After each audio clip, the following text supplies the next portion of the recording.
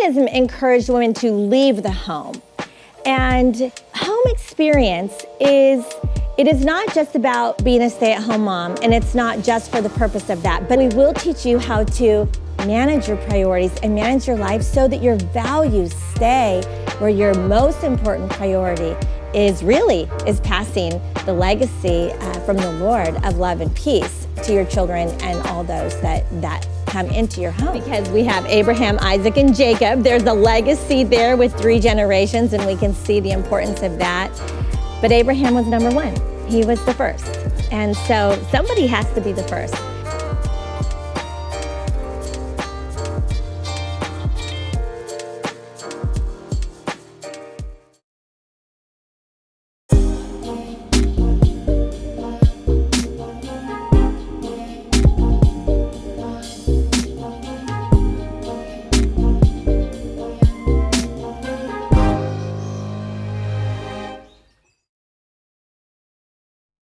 Hi everyone, I'm Jennifer. And I'm Tiffany. And welcome to In the Middle. Today we're going to talk about legacy. Are you living your life with legacy in mind, or are you just living every day for the day itself? Today we have the queen of legacy herself, Trina Lozano. Welcome to our show, Trina. It's so good to see you, and you always look so beautiful in your colors. You're so vivacious. But you have a special name in there that we want to talk about that creates this space for legacy. You are Trina Titus Lozano. Yeah. So let's talk about where you come from, and then we'll talk even how you and I met, because you are the queen of legacy. Well, I love that. No one's ever given me that crown before, but I'll take it.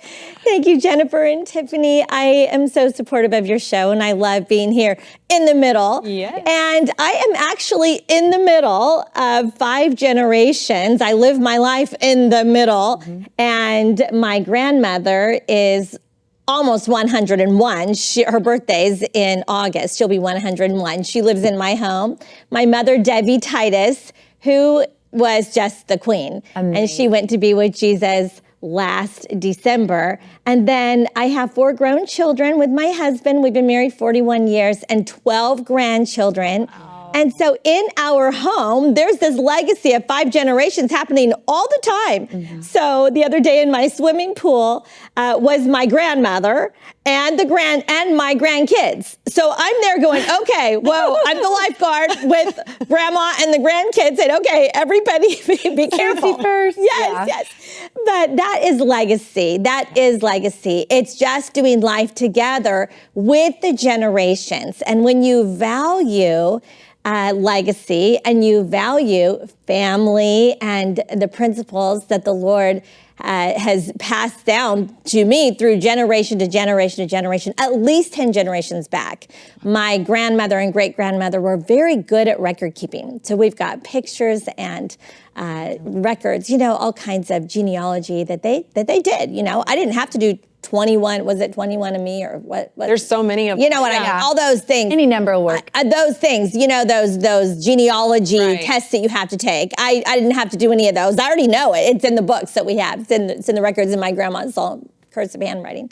So this is why, and I am currently the president of Home Experience and carrying the legacy of my mom, Devi Titus. And in fact, that is what we changed her Instagram to after she died, was Devi Titus Legacy. And she has hundreds of thousands of followers. Yeah. After she's already gone to be with the Lord. I mean, they continue to legacy. We continue to pass the legacy. And I'm not carrying it by myself because this was actually her intention. She was very intentional that after she went to be with Jesus, and of course she didn't know when that would be, none of us ever know, she said, when I go, the home experience will continue for many generations. So she had that in mind. Well, and I know we're going to dive into what all home experience is, but I think it's really special how you and I met, because I've been involved with worship since I was born into it almost, because my mom was a worship leader, but I still lead worship, and I was at a church with a adorable 12-year-old drummer who was just as good as the grown men. And lo and behold, it was Levi Lozano, the grandson. And then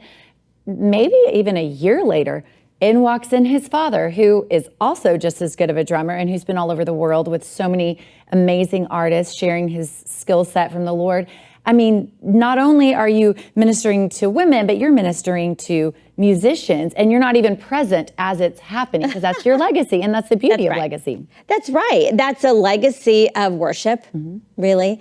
And so with each generation, that's going to manifest in a different way, right, Tiffany? Based on their calling, because every person in the family has their calling, but the legacy is the same, because it's a legacy of worshiping and honoring the Lord. Right. Well, I know we met her and went to her house, and you were so gracious and gave us a, I think, we sat at the smaller table than your 25 or whatever number person table. So amazing. And you hosted us, and it was just such a neat experience.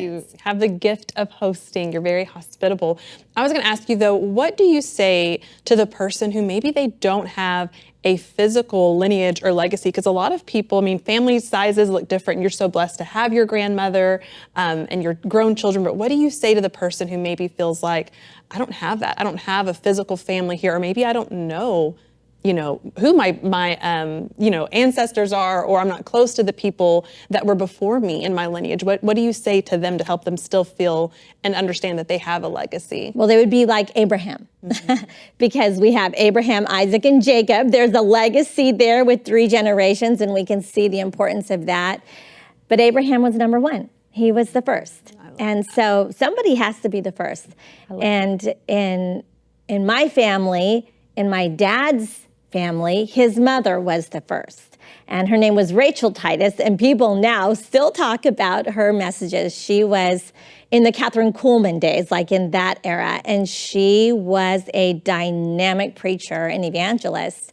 And so we have a preacher girl legacy too on both sides of my family. In fact, I asked my granddaughter recently, what do you think you're going to be when you grow up? And she said, a preacher girl. Yeah. It's so cute. In the that's DNA. Legacy. It really is. But it has to start somewhere. And carrying it from generation to generation, it's without pressure or expectation. It's passed down through the values, and it's passed down at home. Doing normal things at the table, eating dinner together every night as a family at the family table in a very normal way. Yeah. So more is caught than taught. You've heard that. Right. And that is so true, because hospitality, you mentioned, there is a legacy of hospitality. My great-grandparents, who I had a wonderful relationship with, they were the hosts. They were the people that were so hospitable that every preacher that came through Oklahoma on horseback in the early 1900s would stay at their house. And they didn't even have to make a phone call. Right. Most people didn't have phones back then. They just knew, though. They knew where they lived, and they could knock on the door, and they would always have a meal and a place to stay. Right, because it's a legacy of hospitality. And they weren't the first generation to do that either. They had learned that because their grandmother and mother did that. So it is a legacy of hospitality. It's really of practical ministry. And it's done through hospitality and through the home. And so that's how the values and principles are passed. It's passed at home, just in real life. And you're so good at that in the highs and the lows. And that's something you mentioned. What if someone doesn't have a legacy yet? And I love that they start it and begin. But I think also some people, when they get in a rut or hard times, it makes you not want to be hospitable. And you did the opposite with what you went through. I had my mom. My mother passed away in September of 2022, and but she always threw the most extravagant birthday parties, and whatever holiday there was, she'd have a Valentine's Day party for the grandkids, or a Halloween party, or whatever the holiday was. Right now it's 4th of July. 4th of July. I'm all decorated. And that's my youngest daughter's birthday, and so I'm already this week. I'm like, okay, I do a balloon arch. There's just little traditions that my mom did that now I do. And I didn't even realize it, but that is our legacy. It's part of it. And so it's something I saw, and now it's something my kids see. And to them, it's normal, but to other people, they're like, wow, y'all kind of go all out. And I'm like, this is all I know. And it's just a way, it's not for show, it's to show them how much I love them. It's just something fun that we do. So I love that, though. Because you invest that. Because I think it's easy on hard days to just want to crawl up in your bed and stay there, which is not the worst thing to do sometimes. That's helpful sometimes to sleep things off, but to get back out there and give back to your family and friends and open your home that way. I grew up in a home similar, and we had all the youth leaders over every year for every Christmas youth leader party. And my mom, a pastor spoke over her that she had a gift of hospitality, which I think in reading in the Word, 1 Peter 4:9, show hospitality to one another. Romans 12:13, practice hospitality. Hebrews 13:2, do not neglect to show hospitality. And then Titus 1:8, be hospitable. And there's so many more, but we can think it's like, just for certain females or whatever, but we all are called to be hospitable. It's just a matter of what does that look like. So let's go into the Devi Titus legacy that you are now carrying the mantle of, because not everybody that has a ministry or carries hospitality has books. So I want to talk about these books that are amazing and they're gorgeous to look at, but what's inside is the treasure of all. So can you talk to us about how these books started and what your role is now carrying it forward? Yes, well, the Home Experience book is, okay, you're holding up the Table Experience book right now. Okay, so the Table Experience book is an expanded version of one chapter that's in the Home Experience book. But the Table Experience book is showing the principle that God designed the table. In Exodus, God was the architect, Moses was the contractor, and God gave him the measurements of the very first table ever invented, was God's idea. And God said, set the table outside of the Holy of Holies and set the bread of the presence to remain at all times. Well, we know that the bread of the presence and the bread of life is Jesus. Mm-hmm. And so in our home, when we prepare and we set the table, Proverbs says that it is wisdom to set your table and to prepare. Preparation precedes honor. Mm-hmm. And so when we prepare for a meal, like when I prepared for you ladies to come for lunch, and I've already prepared my table for dinner tonight. So when we prepare, what we are doing is we are making a place so that when people come to our table in our home for a meal, they will feel the presence of Jesus, because we've invited his presence there. Mm-hmm. And it's a beautiful thing. Secular research, and this book has all the research in it, secular research says that something magical happens when you have family meals together at the table. The magic isn't magic at all. It's the presence of Jesus. Yeah. And you feel it and you know it. Mm-hmm. And this is the one thing that makes the biggest difference in a family, because it's where you're having eye to eye, face to face communication once a day. And it's not the same in a restaurant. And it's certainly not the same if you're sitting at a counter lined up and not even coming all at the same time. It's not the same if you're in front of the TV. And it's not the same at fast food. We need to be eye to eye, face to face at our table, at home. Because in a restaurant, we're not in charge of the atmosphere. Yeah. But at home, we're in charge of the atmosphere of our table. So that's what that book is about. And it's really encouraging women. And I just finished recording it on audio. So it's available now on Amazon. This is the new memorial edition. And I did this commemorative edition after my mom died and added a few things to it, but it's the same as the original content. It's a beautiful book, so I encourage everyone to get that. It is so pretty. Yeah. Mm-hmm. It tells you the why behind. Yeah, that's so important. Yeah. I love, you talk about a lot that you put your classical music on and your incense of yummy smell. Oils, yeah. Yes, and you have she has these beautiful littles, and I love that things that she's saying. I'm like, you do that and you do that.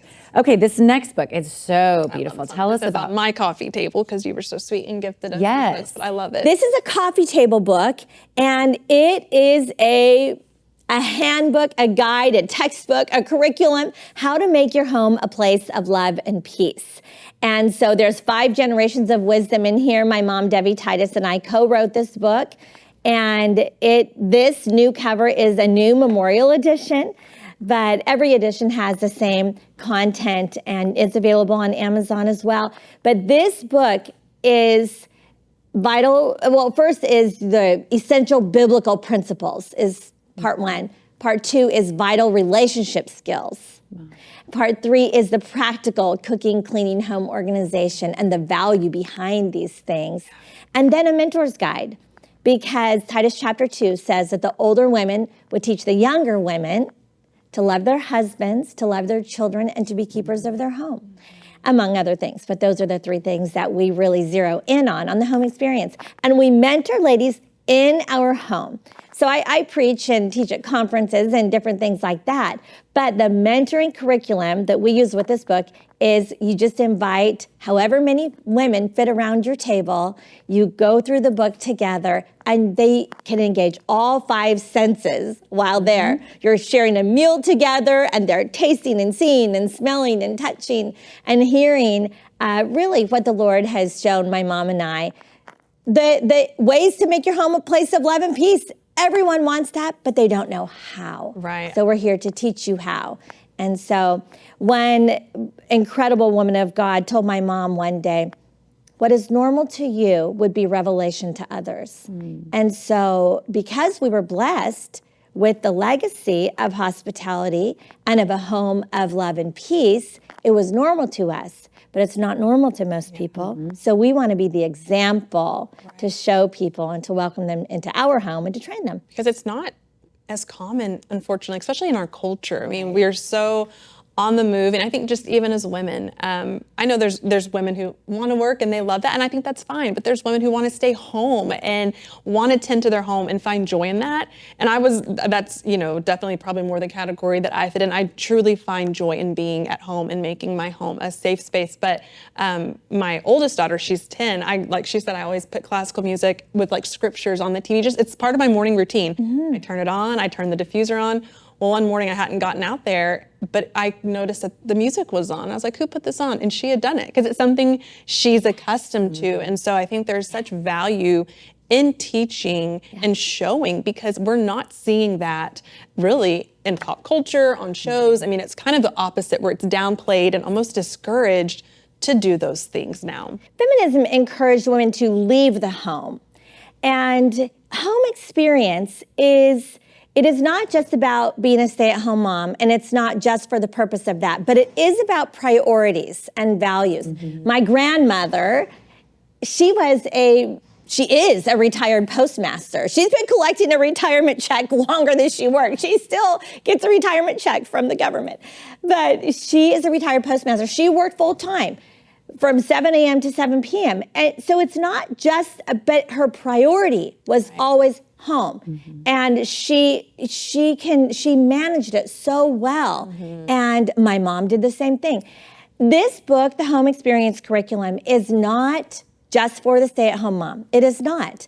But we will teach you how to manage your priorities and manage your life so that your values stay where your most important priority is passing the legacy from the Lord of love and peace to your children and all those that come into your home. So it's not a status-based curriculum. You don't have to be married. I love that part. You don't have to have children. You can be old or young, rich or poor in Kennedy's any doing it at her country age. of the world. Yeah. And these principles apply to you. It is a principle-based curriculum that is very life-changing. So yesterday I was at a small group from our church, and a lady came up to me. I never met her before. It was her first time in our group. And she said, Trina, I never had the pleasure of meeting your mom, but I'm so happy to meet you. And I had the Home Experience book 15 years ago. And she said, it changed my life because I did not have a mother that invested in us.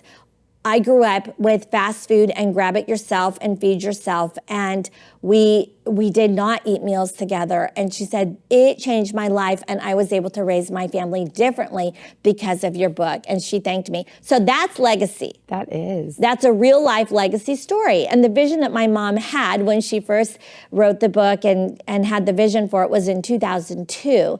And she said, I want this to be an underground revolution of revelation that will impact the world. I love and that. It certainly Revolution of is. revelation. That's awesome. And it is. It's impacting the world. Okay, great segue, because I have in my hand all the countries that y'all are in. So United States, Canada, Brazil, Colombia, Chile, Peru, Portugal, Spain, France, Sweden, Luxembourg, Angola, Saudi Arabia, Paraguay, Ireland, England, Switzerland, and coming soon, Japan. It's already in Japan. I didn't write that on that list because I didn't know. It's amazing. I didn't know that they were doing home experience in Japan until a lady reached out to me on Instagram. She said, I'm leading home experience groups in Japan, and she's planning a conference, and I'll be there in April. It's already scheduled. So it's very exciting. Our books are currently in English, Spanish, and Portuguese. Both books are available in these languages, and it's expanding. So our website is also in French, and now in Japanese is coming next. That reminds me of the Great Commission. Go into all the world, and that's what you're doing. But from house to house. Yes. It is transformational when it's from home to home to home. So it's a multiplication. I invite 8 women to my table. I mentor them. They go back to their own homes. They invite women to their own tables. They mentor them, and then you see how the multiplication goes. Because it's not about me. Okay. I'm not carrying the legacy. We all are, and this is what the gospel is about. It's that we all pass on the gospel from our own homes, from our own values and our own lives. I would love for all of us to talk about the person that is like, wow, I want this. I want the legacy. I want the hospitality. Maybe they don't have the funds for it. Maybe they are going through a divorce or just lost their job. Like, what does that look like? Can we talk about, like, in all of our lives, what do we do to pass legacy on in the hardest of time when life's breaking? Well, that's when it's most important. And it isn't about money. It's about attitude. It's always about attitude. Because think of my grandmother who was in the Great Depression, and they never knew that there was a day without provision, but there was no money. There was no money. And yet the attitude doesn't change, because when you know your provider, it's all in attitude. And so there's an attitude of faith that is passed down generationally, right? And it's passed down in your home. So hard times don't change anything, because, that is life. The ups and downs of life, absolutely. And that doesn't change anything, because hospitality is an attitude. It's not all about anything else. In the book, we have something called the use what you have principle. And we all have something. This is like the parable of the talents, right? We all have something. We all have different assets, if you will, different things that God has blessed and entrusted us with, and we are responsible to multiply it. And so, whatever you have, use it to build the kingdom and to bless your family and to bless others. Home is where the heart is formed. And so human hearts are formed in homes. And home is the foundation of a nation. Not church, not education, not industry, home. And so either hearts are made to feel safe and secure and they're soft at home, or if a home is full of chaos and fighting, then home is not a safe place. And it's a place where hearts become hardened and hindered. And we want to teach women and men, and even we have home experience classes for women, for couples, for teens, for girls. So for the whole family, we have home experience classes and intensives and for the whole family. The reason why the book is more feminine is because the women are called to be the keeper of the home, and we are the guardian of the home. So it's our responsibility to make the decision. I'm going to make my home a place of love and peace. And that means that, hey, maybe I do need to light a candle or put on pretty music, or, I bought a new wall hanging yesterday for my house, and I thought, oh, that looks good. And people come in and they're like, oh, that's pretty. It sets the atmosphere, and we do have the responsibility to do that. But it's the whole family that carries the responsibility for peace. Right. And we each have to know how to have our own peace to bring peace to the family. I love that. And I know for my kids, I'm big on their individual rooms. That's your space to curate and to tend to. And it's kind of like their own little home within our home. It is. Each morning, I'm like, make your bed, take care of your stuff. Like, it's a way to honor what God's given you. And so whether that's a 20-room mansion or a 2-bedroom apartment, there's value in that. And I think it's so important for people to see that it's not the contents inside of the home. It's what you do with that. And I love that. I think it's something that's applicable, whether you're at college in a dorm. Or, like I said, you're more established in life, and maybe you have your dream home, wherever you're at, being able to cultivate just a peaceful, Yeah. loving environment. Yeah, Helpful. to steward it and to invite others in. Yeah. My mom would say, make every day special. And then she would follow up and say, but not for you, for the people around you. That is perfect. I was just about to ask as we wrap up, what advice would you give really to any listener of any stage of life? And that is it. That's Be it. hospitable for those around you. Make every day special. That's right. So don't just throw food on a paper plate. Why not make it special and use your actual real dishes? You know, not the paper plates. It's okay to use them sometimes. Yeah. But if you're raising the value, you know, we're valuable. Yes. Why not use what we have? We have beautiful dishes. Why not use them? So I love that advice, and That's it's so good. that is legacy. That was my mom's legacy. On Christmas Eve, our family gathered around my table, and the 21 of us, and I have 4 tables put together, and she instructed our family that she would be going to be with the Lord soon, and that she was grateful for the life that he gave her. And then she left to say her final words, make every day special. Wow. Okay. Well, people are going to want to dive into these books. They're going to want to know more about you in other countries. Where can they go to see you? So what is your Instagram, your website? Where can people go to find you? My website is homeexperience.global. homeexperience.global. And you can find me on social media just by my name, Trina Titus Lozano, and I would love to connect with you. And then your mom's legacy page is? Devi Titus Legacy. Okay, you don't want to miss that page either.